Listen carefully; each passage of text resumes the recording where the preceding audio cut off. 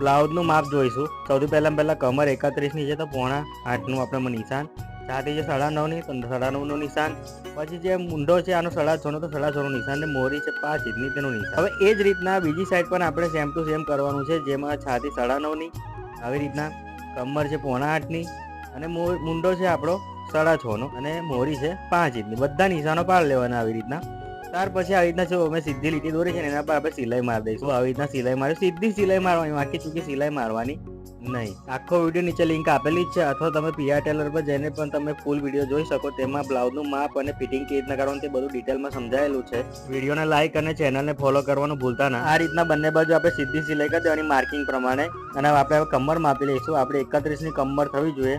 જો 31ની કમર કમ્પ્લીટ થઈ ગઈ છે. બ્લાઉઝના વિડીયો ક્લાસમાં જોઈન થવા માટે સ્ક્રીન પર આપેલા નંબર પર જોઈન કરી શકો છો, અથવા તમે ફરમાં પણ મંગાવી શકો છો. પ્લાસ્ટિકના વોટરપ્રૂફ ફરમાં રહેશે. કેશ ઓન ડિલિવરીમાં ઓર્ડર કરો.